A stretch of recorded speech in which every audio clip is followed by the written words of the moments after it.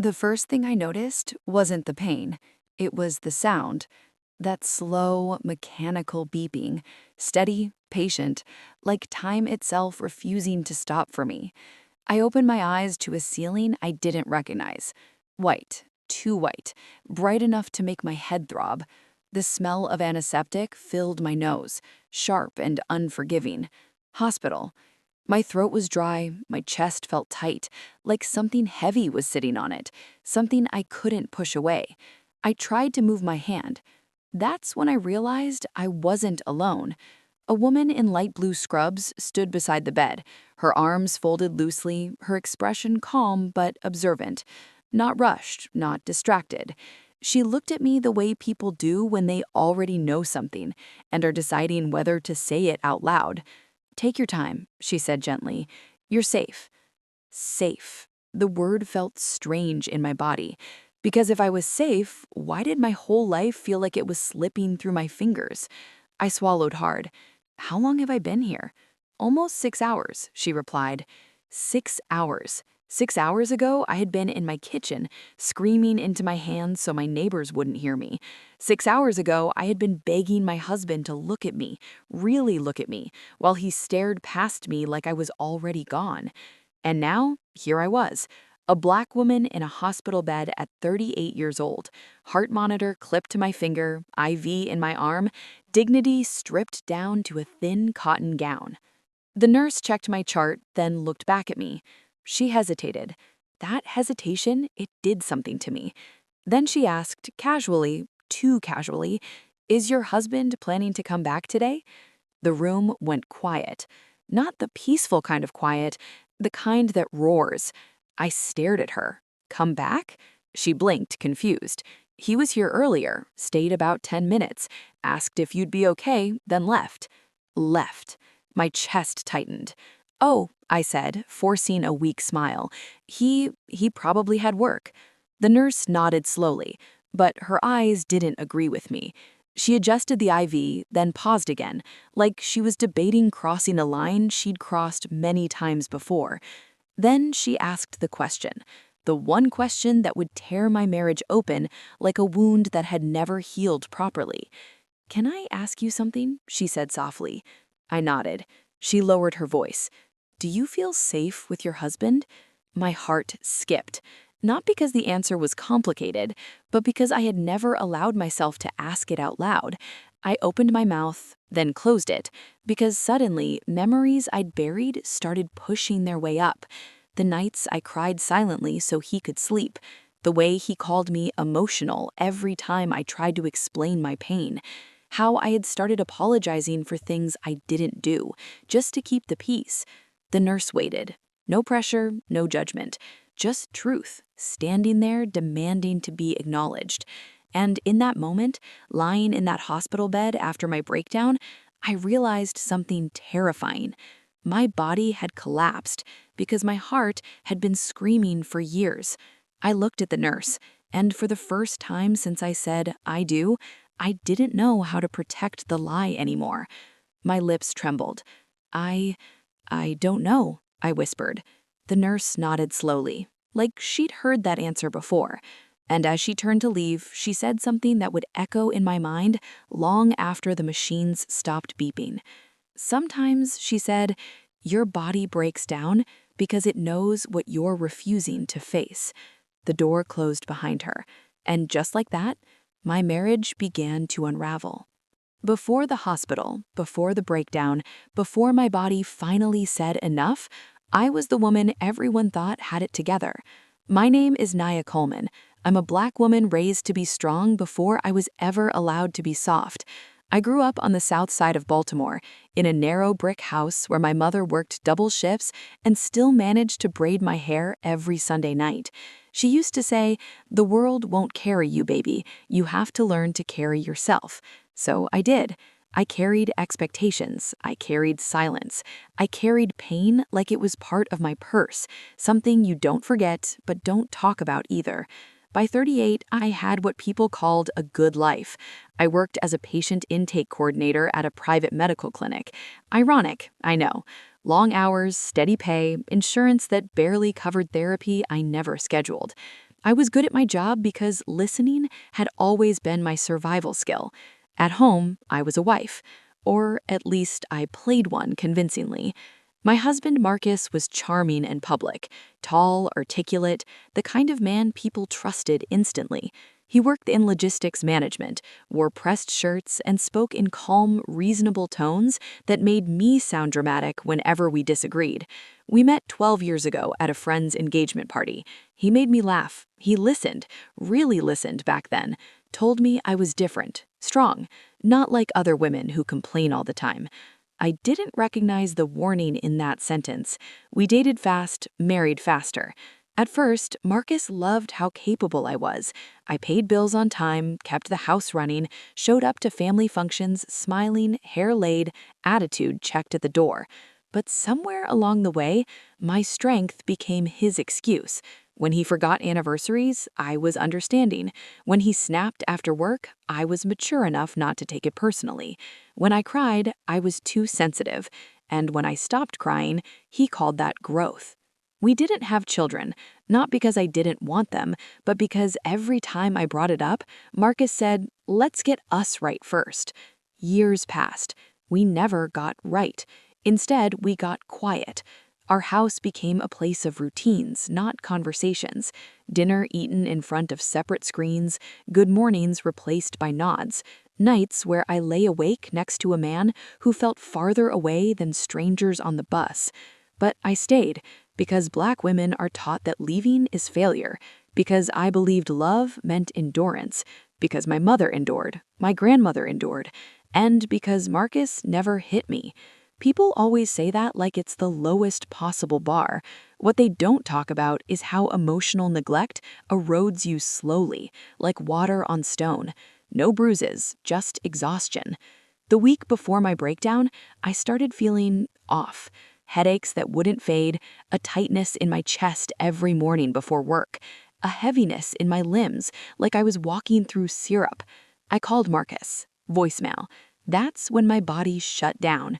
The neighbors called 911, and now here I was, in a hospital bed with a nurse who had seen through me faster than the man who vowed to love me.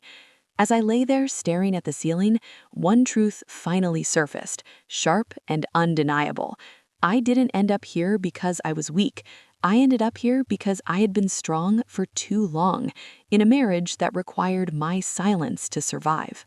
The second time Marcus came to the hospital, I almost didn't recognize him. Not because he looked different, but because I did. He walked in wearing the same calm mask he wore everywhere, jaw relaxed, voice even, concern carefully measured. He kissed my forehead like a man performing a role he'd practiced too many times. "How you feeling?" he asked. I shrugged. "Tired." He nodded, like that explained everything. "They said it was a panic episode," he continued. "Dehydration, stress. You scared everybody, you know that." Not, "I was scared for you." Not, "I'm glad you're okay." Just, inconvenience. A doctor came in shortly after, middle-aged Black woman, sharp eyes, kind voice. She explained what had happened, acute stress response, elevated blood pressure, warning signs that shouldn't be ignored. She asked about my work, my sleep, my support system. Then she turned to Marcus. "How involved are you in her day-to-day stress?" she asked. Marcus smiled politely. "I try to help where I can, but Naya's always been independent." There it was again, that word, independent. The doctor nodded, but her eyes stayed on me. "Miss Coleman," she said gently, "I'd like to speak with you alone for a moment." Marcus stiffened, just slightly. "I'm her husband," he said. "I can stay." The doctor didn't argue. She didn't need to. "Hospital policy," she replied calmly. 5 minutes. Marcus kissed my cheek again, this time harder, possessive. "I'll be right outside," he said. The door closed. The room felt smaller. The doctor pulled up a chair. "Naya," she said, lowering her voice. This wasn't just a panic attack. My stomach tightened. She explained how chronic emotional stress shows up in the body, how women, especially Black women, normalize pain until it manifests physically. She asked about my marriage again, more directly this time. Do you feel heard at home? Do you feel supported? Do you feel emotionally safe? I answered the way I always did. I guess. He tries. It's complicated. She studied me for a long moment. Then she said something that made my throat close. I'm going to ask you the same thing the nurse asked earlier, and I need you to answer honestly, even if it scares you. I knew what was coming. Do you feel safe with your husband? I opened my mouth, and nothing came out. Because suddenly, something clicked. Not a memory, a detail. The nurse, the way she said Marcus had been there earlier, the way she said he asked if I'd be okay and then left. Something about that didn't sit right anymore. Doctor, I whispered, how long was my husband here? She glanced at the chart. 9 minutes. 9. That wasn't checking on your wife. That was checking off a box. And, she added carefully, he seemed more concerned about when you'd be discharged than how you were feeling. The room tilted. A flash of anger burned behind my eyes, hot, unfamiliar. That night, Marcus stayed late at work, or at least that's what he said. I didn't confront him. Instead, I asked the nurse on duty a simple question. Did my husband come alone earlier? She hesitated. Then she said, no. My heart dropped. He came with another woman. She stayed in the hallway, didn't come in. Another woman. I swallowed hard. Did she say who she was? The nurse shook her head. No, but she seemed comfortable. Comfortable. Like she belonged there. Like she'd done this before. When Marcus returned the next morning, I watched him closely. The way he avoided my eyes. The way he over-explained everything. The way his phone never left his hand. I asked casually, who were you with yesterday? He didn't hesitate. Work, same as I told you. The lie slid out smoothly. That was the moment. Not the hospital, not the breakdown, not even the other woman. It was the ease of the lie. Something in me hardened, because I realized this wasn't new. This was just the first time I was too broken to ignore it. That afternoon, while Marcus went to grab coffee, a social worker came by. Routine check-in, she said, but her questions weren't routine. She asked about finances, about decision-making, about control. Then she asked something that made my chest ache. Has your husband ever made you feel small for expressing your needs? Tears burned my eyes. I nodded. Once. Twice. A lifetime's worth. She placed a card on the tray beside my bed. Just in case, she said. That card felt heavier than it looked.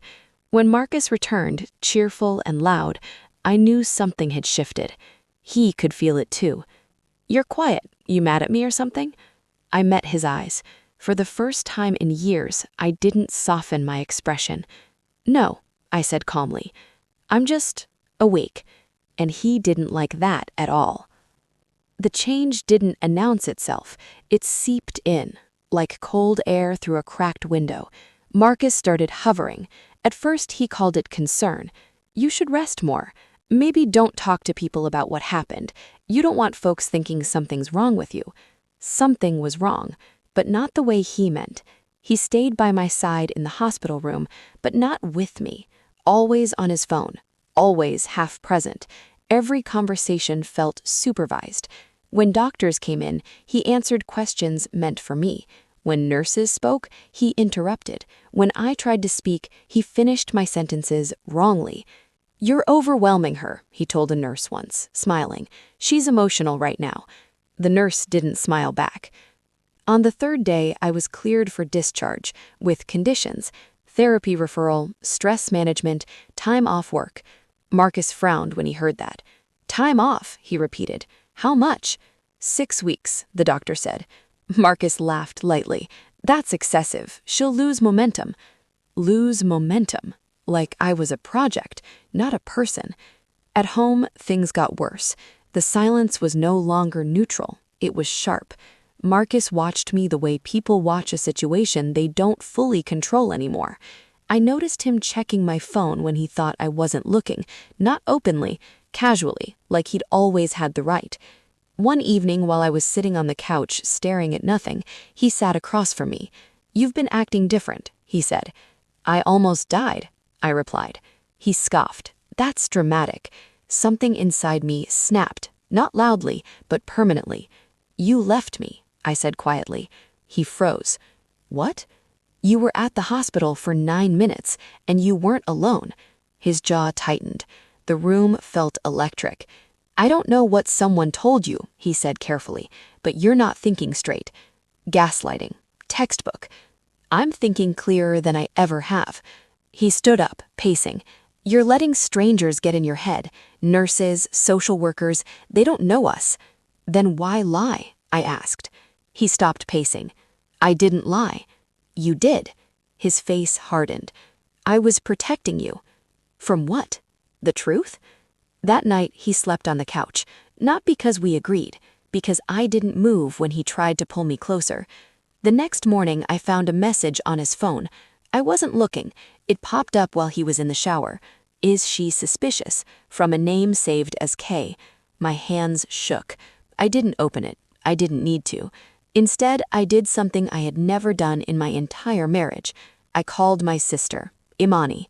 I hadn't told her everything over the years, not because she wouldn't understand, but because she would. When I told her about the hospital, the nurse, the other woman, she didn't sound shocked. She sounded angry. "Naya," she said, "I've been waiting for you to wake up." That hurt more than I expected. She came over that afternoon. Marcus was polite, controlled, cold. Imani watched him the way a hawk watches movement. When he left the room, she leaned in. "Has your husband ever made you feel like you were too much?" "Yes." "Has he ever made you feel like you were nothing without him?" I nodded. She took my hand. "This isn't about another woman," she said. "This is about power." That night, Marcus confronted me. "You called your sister," he said. I didn't deny it. "Why are you involving her?" "Because I'm done doing this alone." He laughed bitterly. "You're really going to throw our marriage away because of some breakdown?" "No," I said softly. "I'm going to stop throwing myself away for it." That's when the mask slipped. "You wouldn't survive without me. You need me." I looked at him, really looked, and for the first time, I saw fear behind his control. The next morning, I woke up to find my bank app logged out, our joint account frozen. Marcus claimed it was a precaution. That was the moment I understood. He wasn't going to let go quietly, and whatever truth was coming next, he was terrified of it. I didn't confront Marcus right away. That surprised even me. Old Naya would have panicked, apologized, tried to smooth things over just to restore peace. But something in me had shifted. I had spent years reacting. This time, I observed. When the bank account froze, I quietly called my job and confirmed my paycheck was deposited into my personal savings account, the one Marcus never paid attention to because he didn't open it. I scheduled my therapy intake. I started writing things down, dates, times, conversations, because for the first time, I wasn't trying to save the marriage. I was trying to understand it. Marcus noticed. "You're acting sneaky," he said one evening. I met his gaze calmly. "I'm acting aware." That night, he fell asleep before I did. His phone buzzed at 1:14 a.m. Again, K. I stared at the screen longer than I should have. Then I unlocked it. The truth didn't explode. It unfolded. Messages going back 3 years. 3 years. Photos I didn't recognize. Hotel mirrors. Wine glasses clinking. A woman's manicured hand resting on Marcus's thigh. Voice notes. Plans. Excuses. And then the message that hollowed me out. "She's finally breaking. We'll be free soon." My ears rang. This wasn't an affair born of loneliness. This was strategy. I dug deeper. Emails, a separate checking account, money transferred slowly, carefully, like someone draining a pool without ripples. He'd been preparing to leave, but not before making sure I'd fall apart first. The woman's name was Kendra, 32, HR consultant, recently divorced. And then I saw it. A PDF attachment, a lease agreement, signed. My hands went numb. They weren't waiting for the right time. They had chosen it. The next morning, Marcus made breakfast. Eggs, toast, coffee. The audacity was breathtaking. "You look better today," he said. "I feel lighter," I replied. He smiled. That smile almost broke me. I waited until he sat down. "Who's Kendra?" I asked. He froze, just for half a second, then recovered. "A colleague." I slid the phone across the table. He stared at it. Silence. Then anger. "You went through my phone?" he snapped. There it was. Not regret, violation of his privacy. "You were planning to leave me," I said, "after breaking me." His face hardened. "You were already broken," he replied coldly. "I just stopped pretending I could fix you." That hurt, but it also freed me. "You let me think I was crazy," I said. "You watched me collapse." He shrugged. "You're strong. You bounced back." Something snapped behind my ribs. "She's pregnant, isn't she?" I asked. He looked away. That was my answer. 3 years of betrayal. Control disguised as care.